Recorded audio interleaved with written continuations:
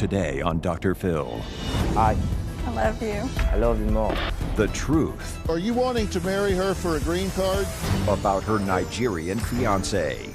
You say you sent $225 for a passport, $1,700 for a cell phone, and $2,900 for an apartment. You've actually had your car repossessed. I did not. Her car's gone, right? Yep. You're a 22-year-old able-bodied man. Do you feel bad taking money from a 60-year-old woman? Sometimes I do tell her I don't want it, but she still said you have to take it. You don't want to take $1 from her, but you've overcome that 10,000 times because you've taken $10,000 from her. Let's do it. Have a good show, everybody. Here we go. This is a safe place to talk about hard things. Stand by. We'll count you down. Today is going to be a changing day in your life. 5, 4. Get ready to take care of you.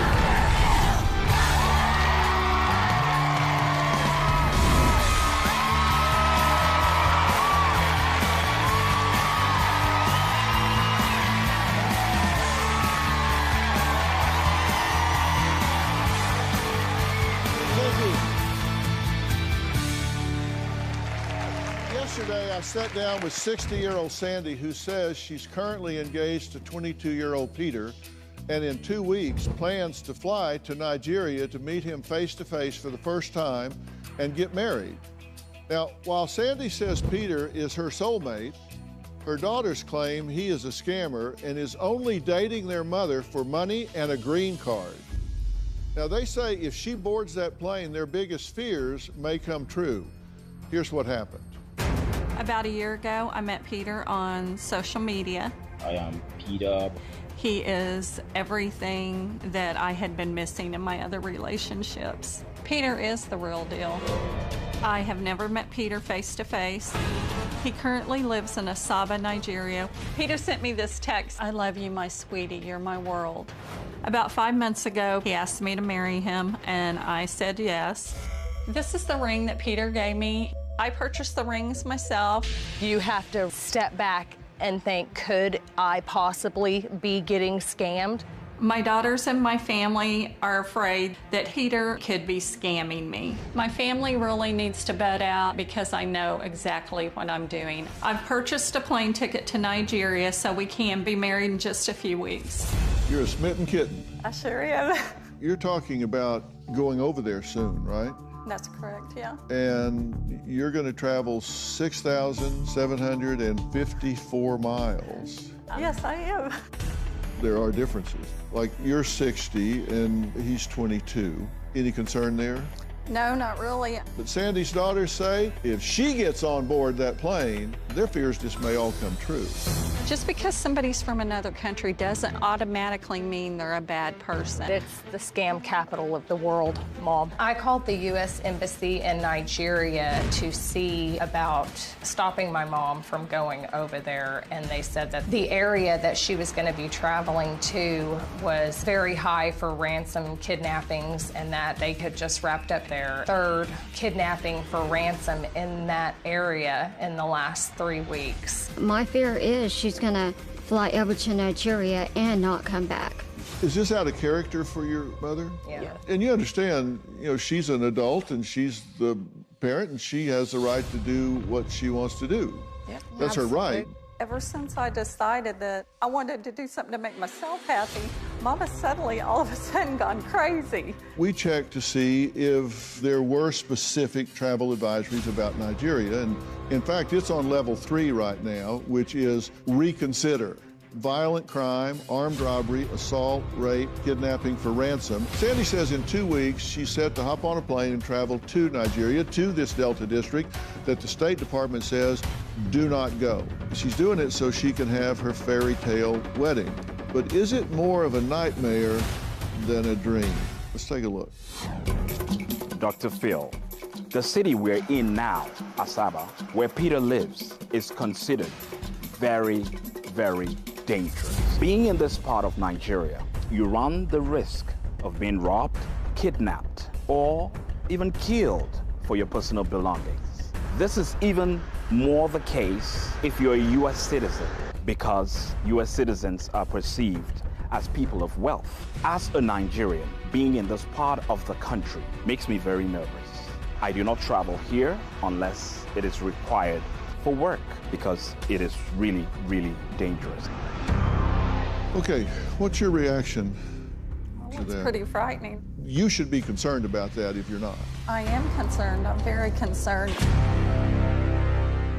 You say that Peter's never asked you for money, Not outright, no.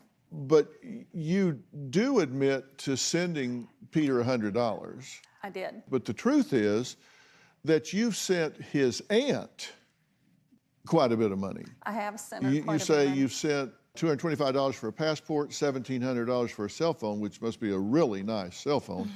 And I know they're more over there than they are here. They are. $70 for malaria meds and $2,900 for an apartment, That's correct. for a total of $4,895. Now, according to your daughters, with quite a bit of detail, there's a lot of evidence here, transaction by transaction by transaction, that says you've actually sent almost $11,000. So you're not sending it to Peter, but you're sending it to his aunt/cousin. That's right. True? That's true. I didn't realize it was that much. Really, I didn't. Yeah. But Well, the reason I sent it to her is because he won't ask me for anything. And there's days he hasn't ate because you could see him getting thinner and thinner. And I'd ask his aunt, I'd say, if I send this, will you make sure he eats? Yeah, I should make sure he eats. I mean, like when I sent the money for the passport, he didn't know what to do, how to get it. He's 22, and you want to marry him, but he doesn't even know how to deal with money? Their culture, Angie, on how to go about their government, how to like get the passport, what he needs and all of that, he didn't know how to do it. you've actually had your car repossessed. I did not have my car repossessed. What happened to it? I called them and had them come and get it because my friend was selling her car, and I bought her car. That way I wouldn't have a car payment. The car's gone, right? Yep. Since you don't have a car payment, you should have all kinds of money to do things, and the car is you're always sitting there. broke. And you know, in every situation that I've dealt with, there's always an aunt, a brother, sister, an attorney, an advisor. There's always a third party to send the money to, because the scammer typically doesn't have a bank account. So there is usually, it's like a chief financial officer for the scam unit, and they send the money to that person. Sometimes it's somebody in the United States. And so I see here you're sending money to an aunt. Here's a message from Peter to Sandy asking for money. This was just a few weeks ago. Sandy, like she blocked me. Peter, call her again. Sandy, okay. Peter, baby, you have to withdraw the money back and buy me a gift card. Please, I will die here. Sandy, how do I buy it? Okay, that's not exactly what happened. What happened was... That's what was said. I know, but that's not exactly how it went down. What happened was when I sent the $2,900, he got the apartment because I didn't really want to stay in a hotel. It was cheaper to stay in an apartment because, I mean, you pay by the year there and it's nothing.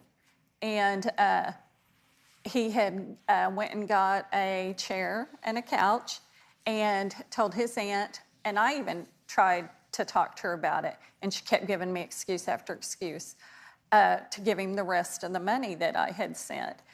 To finally, I mean, he was really, really upset. He was, because she wouldn't give him the rest of it. I said, Peter, I'm going to go ahead and send you $100.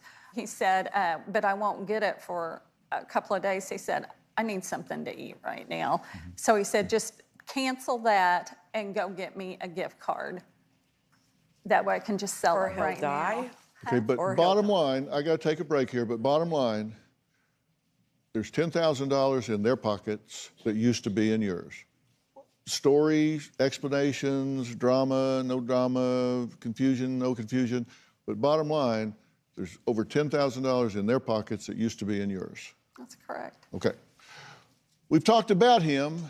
Now we're going to meet him. Sandy's fiance, Peter, is going to join us after the break.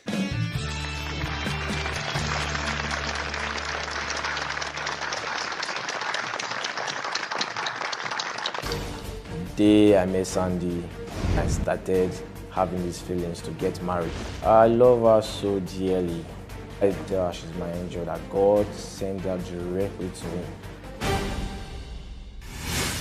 And later, I just want to say hi. I love you. I love you more.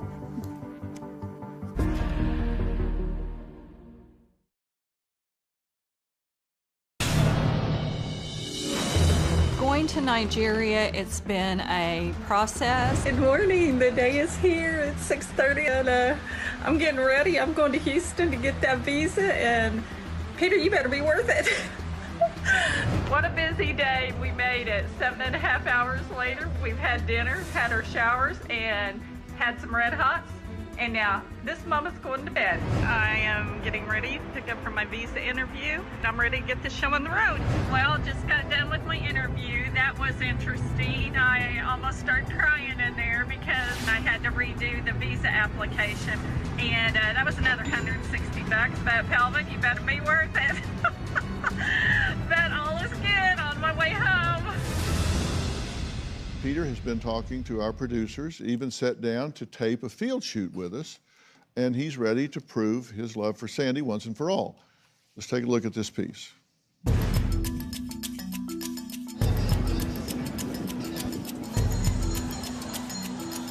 The last relationship with my ex was very terrible. The first day I went into Instagram and I saw a prayer group. I replied to her comment and she gave me back her own comment. After some time, we chatted. My life has become so good with her the day I met her. You know, she taught me the way to read Bible. She taught me about God, everything. So ever since the day I met her to today, life has been a miracle to me. And sometimes, basically, I do tell her she's my angel, that God sent her directly to me. I love her so dearly. I love her so hard because she has changed my life. The call, the video, the chat. Each time I'm with her, I feel like I'm on top of the world. I talked to one of her daughters. She was interrogating me like, I hope you are not faking this. I hope you're real. And I looked into her eyes and I told her from my heart too that I really love their mother so much, and I'm going to give her the word. This is the courthouse where me and Sandi, we get married and become husband and wife. The day I met Sandi, and when we started having these strong feelings together, that was when I started having these feelings to get married too. A few months ago, I put an engagement ring in her finger online. I want to show her that I truly love Sandi so much. Peter, how are you? I'm fine, thank you. Tell me, are you serious and you plan to marry Sandi and make your life with her, correct? I want to get married to her. I want to make her my number one. Now, Peter, you lost your mother when you were 9 years old, and you're in love with a woman that is 60 years old. Is this a mother complex type thing? You know, it's just pure love. That's what I'm going to call it. Were you worried when you got fired about being able to take care of Sandi when she came over there? That had to worry you when you got fired from your job. We didn't know each other then. Yes, I was worried. It's not easy to survive here in Nigeria. So I was choked up because I had nobody to be by my side. And you say there's no one by your side, but you do have Mercy, who is your sister, correct? Yeah, Mercy's my genius sister. Well, while Peter says his mom passed away at the age of 9, 10, there's another important woman in his life that we just talked about, what he refers to as his junior sister, Mercy, who claims she's ready to accept Sandi into the family. Take a look. Peter is my elder brother. Me and Peter has a strong relationship. People normally do call us things. Why? Because we move around. Wherever Peter is, you see me there. My mom is his mom, my dad is his dad. My mom died like 13 years ago or 14 years ago, something like that. And we live together. I've not met Sandi face to face, but I've seen her on video call. I think Peter and Sandi's relationship, both of them are in love with each other. They are good to go. I feel super excited to meet Sandi in person because she's somebody that I would love to see in person. I see Sandi as in relationship with me as my sister-in-law, my friend. I feel true love from her side. I feel that true love that she has for me from her side. Now, for a good while, you guys thought that Mercy might be his girlfriend or his wife or something. Yes. But it appears from our investigators that they are brother and sister. Good. So that's not his wife. So you can cross that one off. So I say he's not married to Mercy. That's his sister. So Peter, you and Mercy have the same mother, but different fathers, correct? Came from the same dad and the same mom. During Mercy's interview with TJ, our producer in Nigeria, Mercy said something that really caught my attention. Let's take a look at this. I'm from Delta State in Nigeria. I'm 20 years of age. I live with my parents and my brother. My mom is his mom, my dad is his dad. My mom died like 13 years ago or 14 years ago, something like that. She says that she lives with her parents and then says, Mom died 13 years ago. How can she be living with her if she died 13 years ago? She meant her dad. Her dad lives there. Mercy stays with my dad. Our investigator checked the records, and your mother has passed away, and I'm very sorry for your loss. But isn't it true that she died a year and a half ago, not 13 years ago? She died a long time ago. Well, our Nigerian correspondent, TJ, is joining us virtually from Nigeria as well. TJ, this is not consistent with what you have found, correct? Correct, Dr. Phil. What did you find? TJ, when you were shooting with Peter and Mercy, you noticed something going on between the two of them. I called her the puppet master.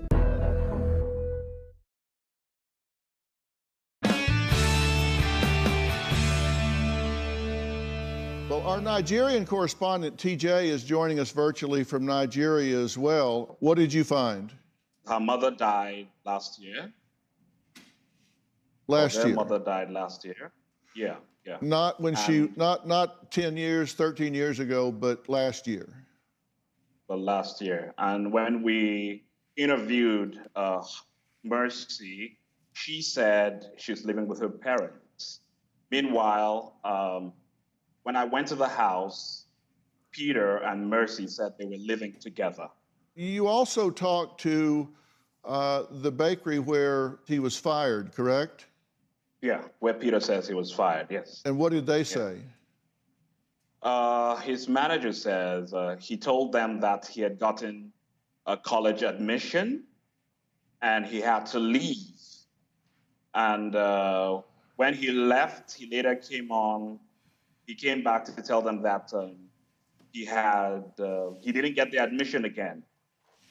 And later on, they tried to call him back to take up his former position, but he said he wasn't interested. So he wasn't fired, he quit, and they offered him his job back, and he said no. Yeah, exactly, Dr. Phil. Peter, you weren't fired, you quit. I fell sick, and the sickness struck me down, like very, very, very bad. So I had to tell them that I have to take a rest. And the man was very, very strict on me. He was like, if you don't want to do this work, you can leave. TJ, when you were shooting with Peter and Mercy, you noticed something going on between the two of them, particularly with regard to Mercy. And the best thing in life is just that prayer. Please, who is that? Where are you going to now? We are recording now. You are not supposed to move now.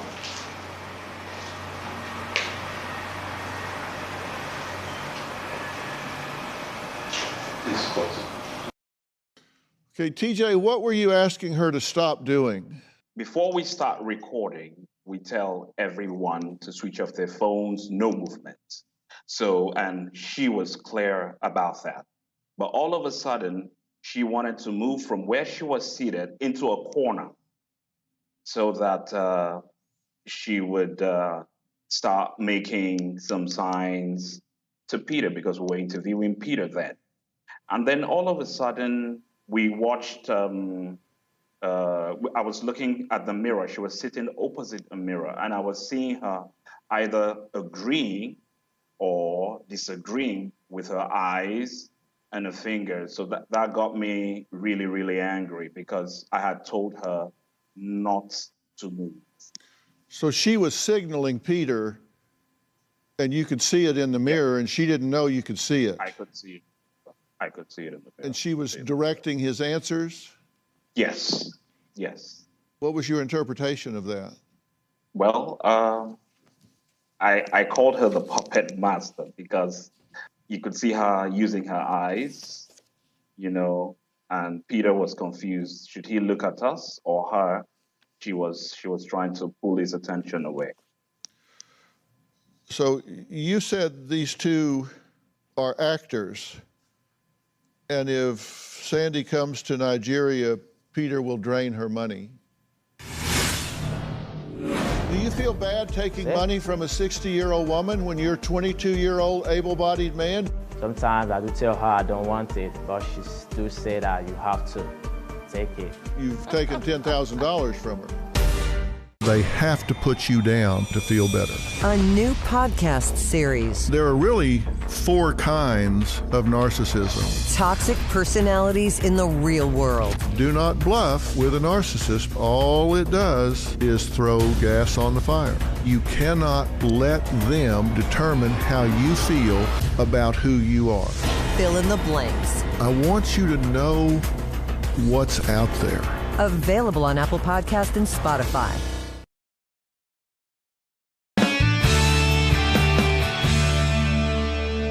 You said these two are actors, and if Sandi comes to Nigeria, Peter will drain her money. There is every possibility of that.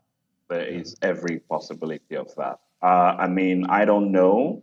It could be real love, but when you start seeing some signs as a producer, you have to make those assertions, because the truth is the truth. Yeah, Peter, what do you have to say about that? I was not being coached by her. No. Actually, when Messi moved, and the director was saying, the producer was saying, who is that? So I just gave her a mean face, like, hey, stop that stuff. Because what she did was not right. How would you be standing up, making some little noise when we are producing? She was not coaching me. She was busy with her phone. And during the interview, I was not looking at Messi. I was looking straightly to the director's eye. Did you want to say hello to Sandi? She's right here. Oh, yeah, I just want to say hi. I love you. She's saying, yeah. I love you more. Who is this aunt that Sandi's been sending money to? She's my auntie. My cousin, though, my niece. So how will I put it? Just that I have issues with my account. And I'm a kind of person, if you give me money, due to my hand of giving, I give a lot of people money. So I don't save to myself. I don't take care of myself. I take care of people around me. When Sandi sent me money, I do direct her to send it to my auntie, because my auntie would keep it for me. So you would take Sandi's money and give it to other people? No. No, sometimes the money she do send to me is for me to take care of myself, like feeding and clothing.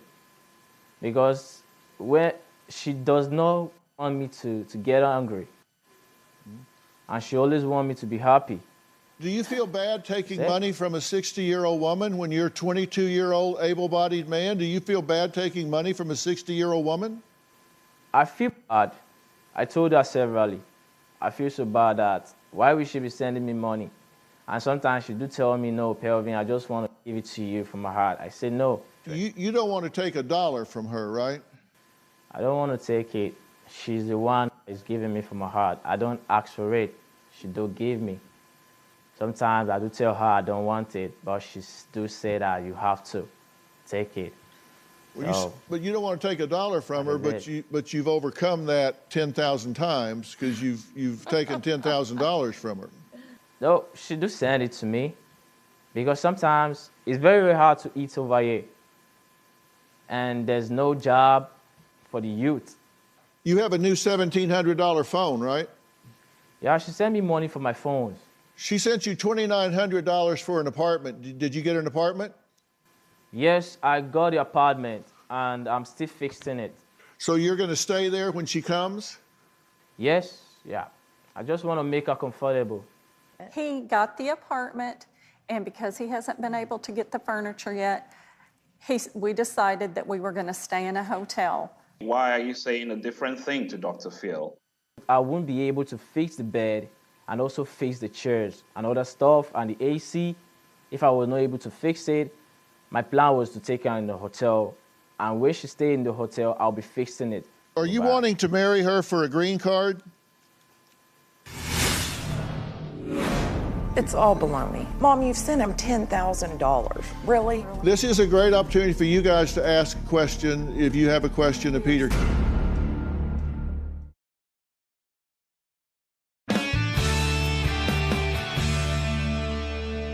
Are you wanting to marry her for a green card?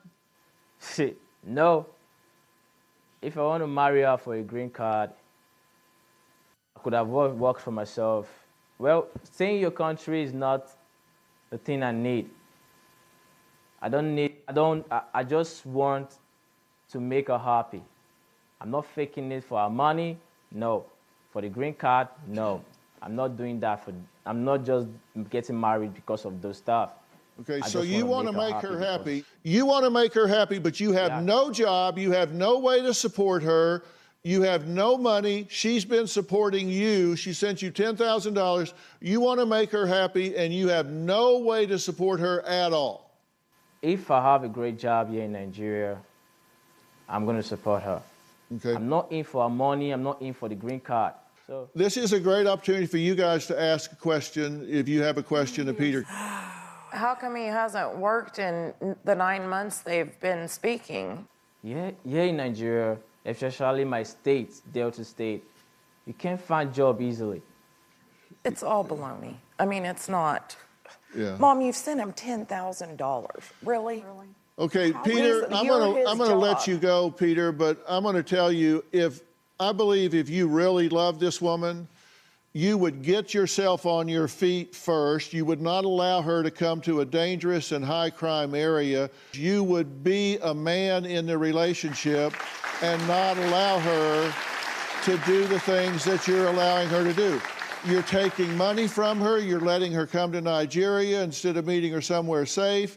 You're letting her get into high risk, high crime area. And if you had her best interest at heart, I don't think you would be doing that. But we've listened to you go on, and you just deny the obvious. So Sandy's daughter says she needs a major reality check before she boards a plane to Nigeria. I want to talk to her about that after the break. Thank you.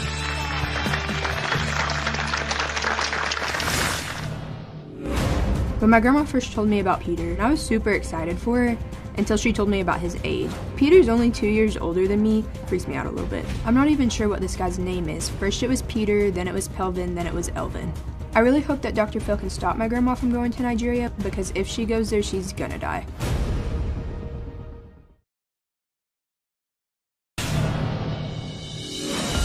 When my grandma first told me about Peter, I was super excited for her until she told me about his age, and then I was like, oh, that's kind of weird.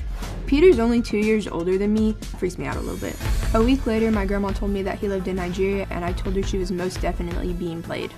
I'm not even sure what this guy's name is. First it was Peter, then it was Pelvin, then it was Elvin. My grandma's totally became a different person. She's been dyeing her hair more frequently, listening to rap music. She wants to get her nails done, tanning more frequently. She even recently asked me where I think she should get a boob job. I was like, you're 60 years old, you don't need a boob job. A few months ago, she was talking to me about their sex life. And I was like, Grandma, that's completely impossible. He lives in Nigeria. There's no way y'all can have a sex life. And then she sent me an article on how internet relations are real relations. At first I thought it was really funny, but the more I thought about it, it made my stomach turn. I really hope that Dr. Phil can stop my grandma from going to Nigeria, because if she goes there, she's gonna die. Well, I've added Sandy's granddaughter, Maddie. She's joining us, and she's been listening to everything that's been going on. You agree that this is a bad idea for your grandmother to go to Nigeria, to a place that the State Department says flat out, don't go. Yeah, it's a terrible idea. Why do you think it's a terrible idea? I think if she goes to Nigeria, she could be kidnapped, she could be killed, held for ransom. Now, I don't know how much you know about me, but I've spent a lot of my career in the area of deception detection. As I listened to him, it was like there was a big flashing red light over his head that he's not telling the truth and does not have your best interest at heart. I'm fully convinced you're going, and I just want you, when this comes down around your ears, at least somebody that's not your daughters, that doesn't have a vested interest here, will have told you that I think this is really a foolhardy thing to do. I think he is not.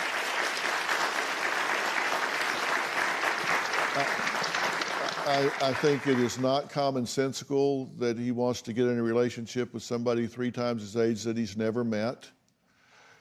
If he really loved you, he wouldn't accept money from you. He wouldn't allow you to come to a high crime area when he has no job and no ability to provide for you.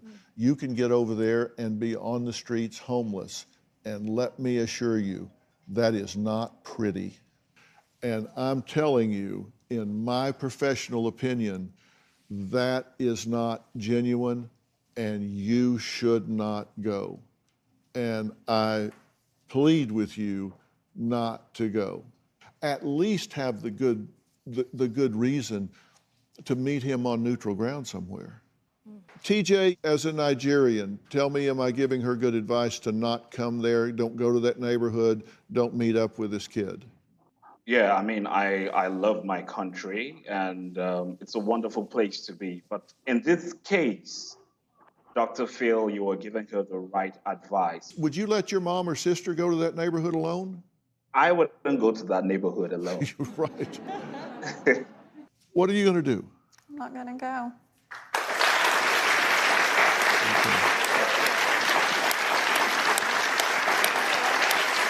Thank you for that.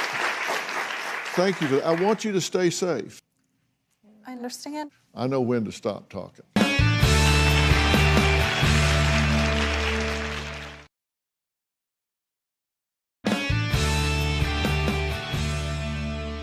I want to thank all of my guests today. For more information about today's episode, or if you'd like to share your story, log on to drphil.com.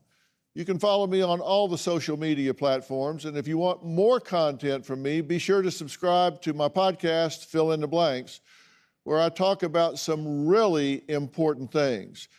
We're really involved in a series right now dealing with mental illness, some of the diagnoses that you run into in your everyday life. Narcissistic personalities, borderline personalities, those kinds of people that are really irritating to deal with. We're talking about who they are, how to spot them, and how to manage them. And don't forget to listen to Robin's podcast, I've Got a Secret. She's speaking with neuroscientist and addiction psychiatrist, Dr. Judd Brewer. They discuss bad habits, how they form, and how you can overcome them. Remember to subscribe and download, follow on Apple Podcasts, Spotify, or wherever you listen. We'll see you next time.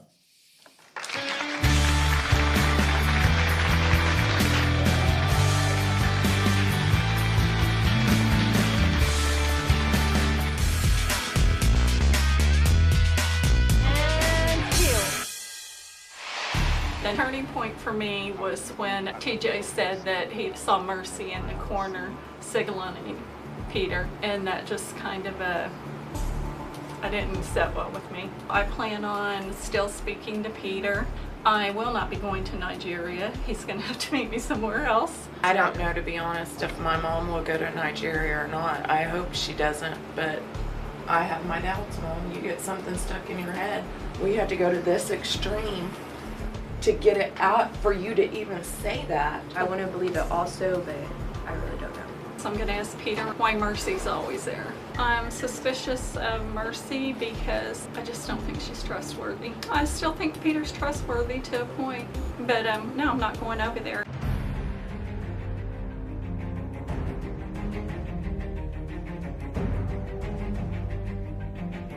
What's that?